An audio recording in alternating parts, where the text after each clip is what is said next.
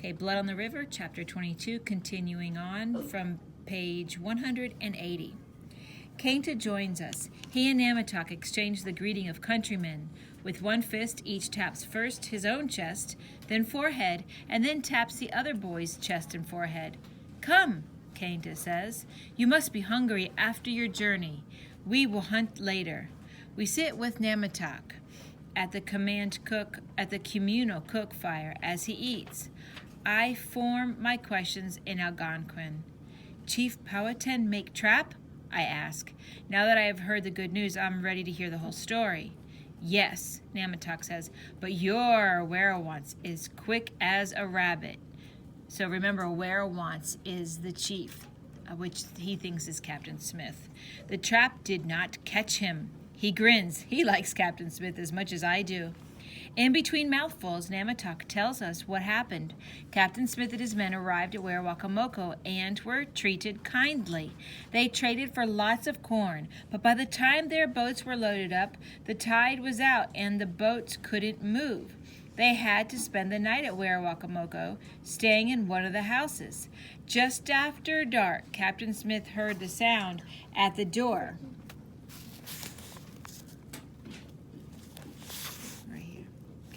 They can stay with us, okay? It was Pocahontas. Her eyes were wide with terror. "You must go," she said. "In a little while, my father's men will bring you food. As soon as you put your weapons down and begin to eat, they will slit your throats with your own swords. And if they don't succeed, there will be a bigger attack later." She begged him to leave right away. She was crying. She knew that if she was caught warning Captain Smith, her father would have her put to death. She may have been play acting the first time, I think, but this time she really did risk her life to save Captain Smith. The tide was still too low for them to leave. Within an hour, 10 strong warriors came with platters of food, just like Pocahontas had said they would. The warriors said the slow matches on the Englishmen's guns were smoking up the room, making them sick, and they should put them out. But Captain Smith just said, "Oh, we don't mind the smoke." And then he made the warriors taste all of the food to make sure it wasn't poisoned. Captain Smith and his men ate their supper with their guns smoldering and ready. "And later, big attack?" I ask. Namatok tells me how the English kept up a guard half of the night, standing with their muskets ready. There never was an attack, and at midnight the tide had risen enough to move the boats, and they left. So Captain Smith and his men are safe, and they have taken corn back to Jamestown. "Thank you. Good news," I say to Namatok. It has begun to snow again, and Namatok is invited to stay the night. He sleeps in the family house with Kainta and me. The next day, the three of us go hunting. We walk quietly through the white forest, stalking rabbits. We see one. Even I have been quiet enough not to startle it. Kainta and Namatok both look at me. They want me to shoot, to have a chance to make my first kill. Silently, I pull an arrow and string on my bow. I make my breath even and slow so that it will not affect my shot.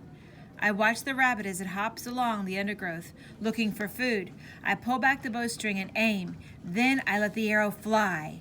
There is a whoosh and a thud. The arrow hits its mark. The hare lies still. Blood seeps out where my arrow has entered its side, staining the snow bright red. Kainta claps me on the back. "You have learned well," he says. "I'm still amazed at what I have done. Go, take your prize, and give thanks to the god Okius for your meat," says Namatok. I tie the rabbit's hind feet to a piece of gut and hang it around my waist. We hunt some more, and the other two boys also get rabbits. The winter day is short. When the sun sinks down, casting long shadows over glittering snow, it is time to return to the village. I use my knife to cut open the rabbit's abdomen and clean out its entrails, and to peel the rabbit's skin away from the meat. My rabbit, which I have killed myself with a weapon I have made myself, becomes part of the communal stew that evening. It makes me feel proud and strong. Namatok goes home to Warawakamoko, and I stay at the Warakoyak village as Captain Smith has prescribed. Kainta and I do more hunting.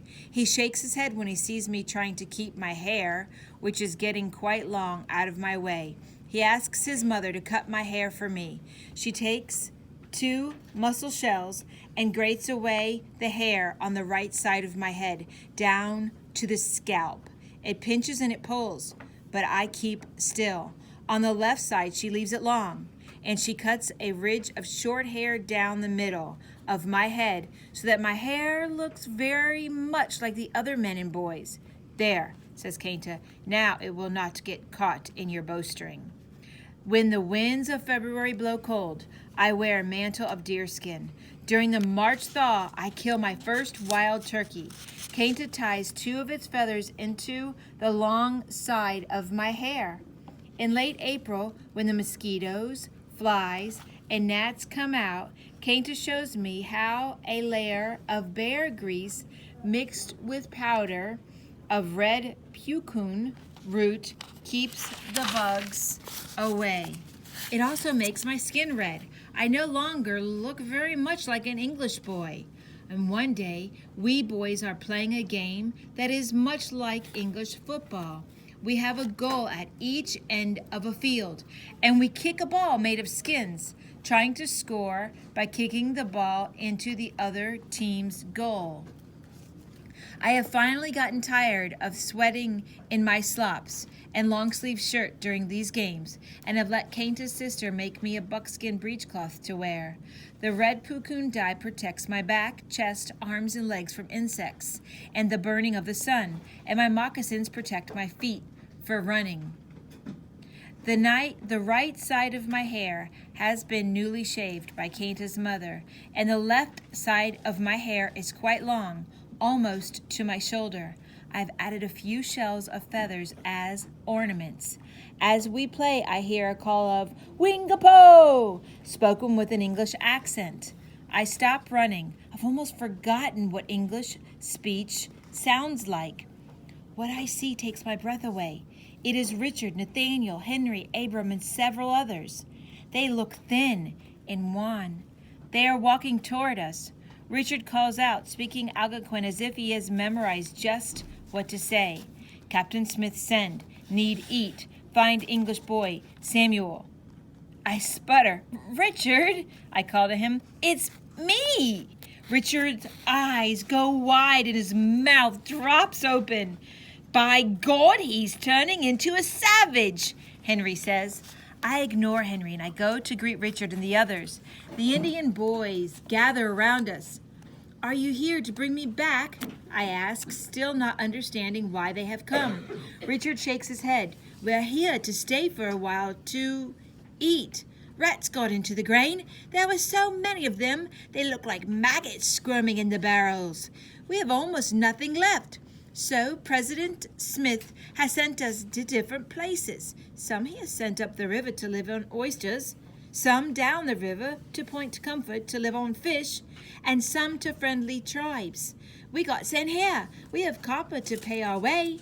I translate as best I can for Kainta. He nods and says he will go tell his father that they are here. So, Richard eyes me curiously. Did that stuff just get stuck in your hair? Did you put it there on purpose? I sock him playfully in the arm, and we both laugh. I think of how I want to teach him what I've learned, how to make snares to catch beavers, otters, and squirrels, how to build a fire in a canoe at night so that the fish will be mesmerized and come close so we can spear them, how to find mushrooms and roots and berries that are good to eat. I know that with the knowledge I've gained from living with the Warakoyaks, we don't ever have to be hungry again.